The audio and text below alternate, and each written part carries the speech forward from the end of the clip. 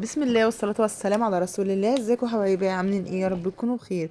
النهارده هنعمل مع بعض اكله سهله ولذيذه كده اهوت. هنعمل مع بعض المبكبكه على اصولها. هنعملها كده بطريقه سهله كده وبسيطه، وبجد هتقومي كده على طول تعمليها.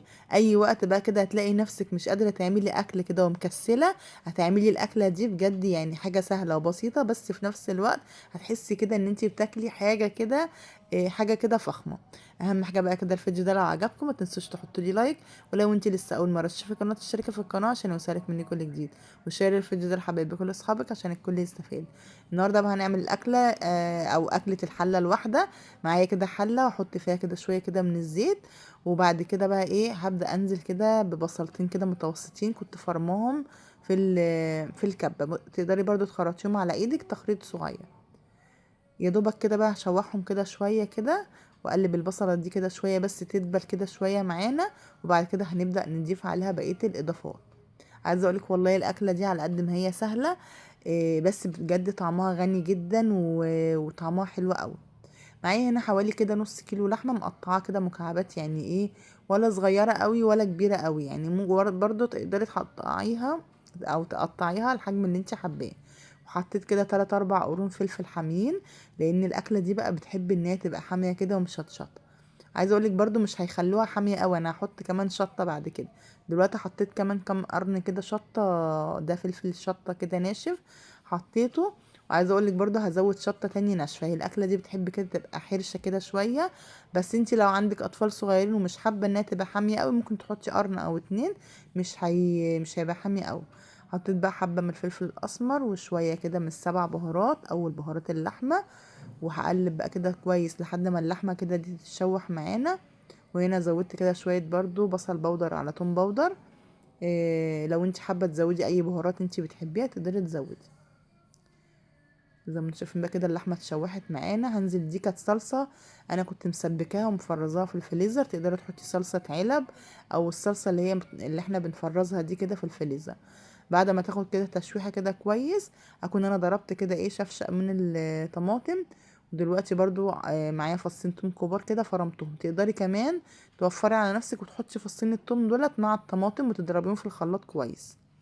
بعد بقى ما خلاص كده الصلصة اخدت ودت كده مع اللحمة وفصين التوم، هنزل بقى ايه بعصير طماطم. طبعا حسب كمية المكرونة اللي انت هتعمليها. انا النهاردة هعمل نص كيلو مكرونة، واللحمة برضو حسب ما انت تقدري تحطي، يعني تقدري تحطي كيلو، نص كيلو، ربع كيلو، المتاح عندك حطيه، ما توقفيش نفسك على حاجة. طبعا دلوقتي زودت بقى إيه ما تزودي ميه، تزودي ميه سخنه عشان ما تبطأش التسويه بتاعه اللحمه. لما بلاقي اللحمه كده دخلت على سوا او بقت 3/4 سوا كده، بزودها الملح بتاعها. وبجهز بقى الميه بتاعتي كده ان هي او الصلصه بتاعتي دي يبقى الحدق بتاعها كده حلو عشان لما احط المكرونه. عايزه اقول لكم بجد والله ما خدت وقت خالص معايا في التحضير بتاعها. هنا بقى زي ما قلت لكم زودت كده شويه شطه كده ناعمه، عشان خاطر احنا بنحبوها حاميه كده شويه. خلاص بقى كده هنا هوت اللحمه خلاص كانت داخله على سوا. نزلت بقى كده بنص كيلو من مكرونه العقل الصغيره اللي هي مكرونه الشوربه. ممكن تحطي الاكبر شويه بس دي بتمشي اكتر يعني مع المبكبك.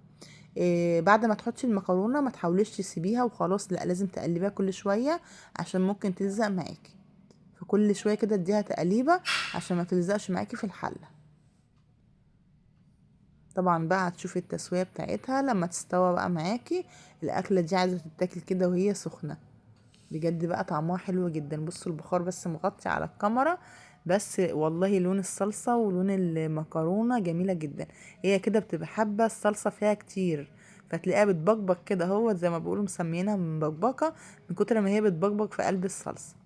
افضيها بقى كده. عايزه اقول لك لو بردت وفضل منها شويه بتبقى طعمها جميل. والصلصه دي بقى بتشربها، يعني ما بتبقاش كتير كده بقى زي ما انت شايفه. بس هي حلاوتها كده هوت في يعني ايه في الصلصه بتاعتها الكتير، تبقى جميله جدا وطعمها حلو قوي. تاكليها بقى كده مع حته اللحمه، بجد طعمها بيبقى رهيب. عايزه اقول لك طبعا بعد ما بيعدي اول اسبوع من رمضان بندور على اكلات سهله وسريعه، لان بقى بنبدا نتلخم بقى في كحك وبسكوت وتنفيض والكلام ده كله، فعايزه اكله سهله. مش هتلاقي بقى ولا اسهل ولا ألذ من كده. الاكله دي هتحتاجيها في رمضان. احفظي بقى الوصفه دي عندك لرمضان. كل سنه وانتم طيبين. اشوفكم باذن الله في فيديو جديد ووصفه جديده. والسلام عليكم ورحمه الله وبركاته.